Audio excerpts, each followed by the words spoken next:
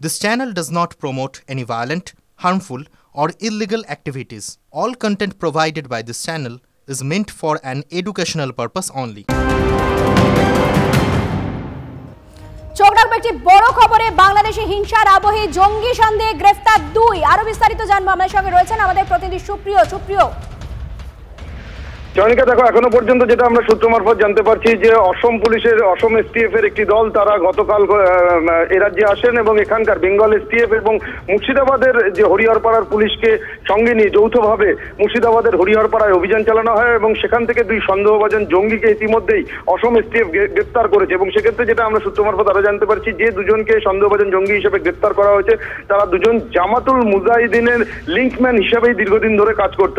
এবং অসম এসটিএফ এর কাছে এই খবর পৌঁছানোর পর গতকাল অসম এসটিএফ এর একটি দল তারা এই রাজ্যে আসে এবং বেঙ্গল এসটিএফ এর অর্থাৎ এই রাজ্যের যে এসটিএফ এর টিম রয়েছে তাদেরকে সঙ্গে নিয়ে এবং হরিহরপাড়ার পুলিশকে সঙ্গে নিয়ে যৌথভাবে অভিযান চালানো হয়। এবং এই অভিযানে এই 2 জন সন্দেহভাজন জঙ্গিকে যেমন গ্রেপ্তার করা হয়েছে তার পাশাপাশি বেশ কিছু নথিপত্র এদের কাছ থেকে উদ্ধার হয়েছে, এমনটাই কিন্তু আমরা জানতে পারছি। এবং এদের 2 জনকে এসটিএফ এর, অসম এসটিএফ এর তরফ থেকে ট্রানজিট রিমান্ডে নিয়ে যাওয়ারও কিন্তু ইতিমধ্যেই আবেদন করা হয়েছে, এমনটাও আমরা জানতে পারছি। ধন্যবাদ সুপ্রিয়। আরো একটা বড় খবর এই মুহূর্তে আসছে পানাগড় থেকে। পানাগড় সেনা ছাউনি থেকে পাকড়াও সন্দেহভাজন। মোবাইলের বিভিন্ন অ্যাপের মাধ্যমে সেনা ছাউনির ম্যাপিং করার অভিযোগ, ভয়ঙ্কর অভিযোগ। পানাগড় সেনা ছাউনি থেকে পাকড়াও সন্দেহজনক। জয়ন্ত আমাদের সঙ্গে রয়েছেন এই মুহূর্তে টেলিফোনে। জয়ন্ত, কি তথ্য উঠে আসছে? দেখো, বিহারের বাঁকার বাসিন্দা নীলেশ যাদব এ নিজেকে মোবাইল সংস্থার টাওয়ার বসানোর কর্মী বলে সেনা ছাউনির ভেতরে ঢোকে এবং তার যে গতিবিধি সেটা সন্দেহজনক হয়। সেনাবাহিনীর যারা ওখানে ডিউটিতে ছিল তারা তাকে ধরে জিজ্ঞাসাবাদ করে এবং তার কাছ থেকে বেশ কতগুলো মোবাইল পাওয়া যায় এবং সেখানে যে অ্যাপগুলো ছিল সেখানে হচ্ছে ম্যাপিং করার, অর্থাৎ যে সেনাবাহিনীর যে গুপ্ত জায়গা সেগুলো ম্যাপিং করার অ্যাপ ছিল বলে জানা গেছে। এরপরই তাকে স্থানীয় পুলিশের হাতে তুলে দেওয়া হয়। তাকে ইতিমধ্যে আদালতে তুলে 5 দিনের রিমান্ড নিয়ে জিজ্ঞাসাবাদ শুরু করেছে পুলিশ। ধন্যবাদ জয়ন্ত। কথা বলছিলাম আমাদের প্রতিনিধি জয়ন্তর সঙ্গে। অর্থাৎ 2 জায়গা থেকে কিন্তু সন্দেহজনক ভাবে কিছু কাজকলাপের জন্য গ্রেফতার করা হলো, একদিকে মুর্শিদাবাদ, অন্যদিকে পানাগড় থেকে। তিলোত্তমা ধর্ষণ খুন মামলায় নয়া মোড়। সিবিআই এ অনাস্থা, নতুন করে তদন্ত চেয়ে হাইকোর্টে মামলা।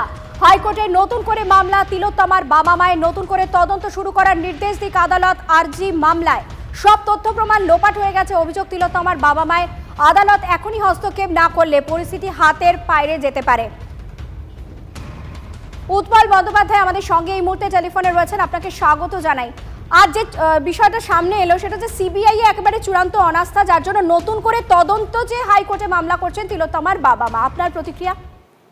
দেখুন, সিবিআই যেভাবে তদন্তটা করেছে, তাদের চার্জশিট জমা দেওয়া, সাপ্লিমেন্টারি চার্জশিট জমা না দেওয়া এবং হচ্ছে যে তার মাকে সাক্ষী হিসাবে গ্রহণ না করা, এরকম বহু বিষয়ে তাদের পরিবারের মধ্যে, মনের মধ্যে অনেকগুলি প্রশ্ন উঠেছে। আমরা যারা প্রথম দিন থেকে আন্দোলনের মধ্যে ছিলাম আমাদের মনেও অনেকগুলি প্রশ্ন উঠেছে এবং এই অবস্থায় ওদের পরিবারের সঙ্গে আমরাও হচ্ছে যে চূড়ান্ত হতাশ।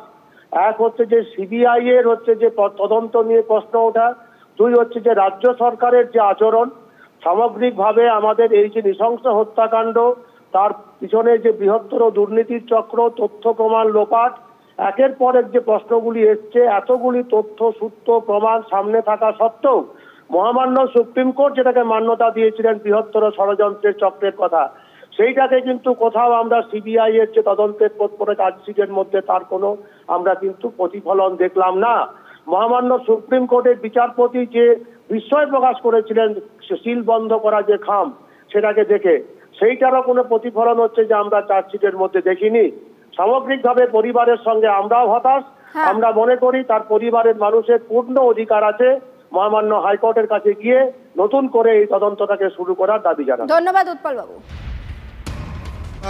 রিইনভেস্টিগেশন নয়, ফার্দার ইনভেস্টিগেশনের জন্যই ওনারা অ্যাপিল করেছে। আমি যতদূর জানি যে এই তদন্ত এখনও শেষ হয়নি, মানে যেটা সিবিআই বলছে শেষ হয়ে গেছে, কিন্তু সেই বাকি অপরাধীরা কারা, যারা এখনও ধরা পড়লো না বা যারা প্রমাণ লোপাট, বারবার সুপ্রিম কোর্টের ফ্লোরে দাঁড়িয়ে যখন সিবিআইয়ের আইনজীবী তুষার মেহতা উনি বললেন যে তথ্য প্রমাণ লোপাট হয়েছে, তো ফার্স্ট চার্জশিটেও কোনো পেশ নেই, বা যারা তথ্য প্রমাণ লোপাট করেছে সেই তাদের নামও কোথাও উল্লেখ নেই। যে সিবিআই তদন্ত করেছে, এই তদন্ত এখনও শেষ কিভাবে বলে দেয়, সেই কারণেই তারা অ্যাপিল করেছেন বা অ্যাপিল করতে চলেছেন যে ফার্দার ইনভেস্টিগেশনের জন্য।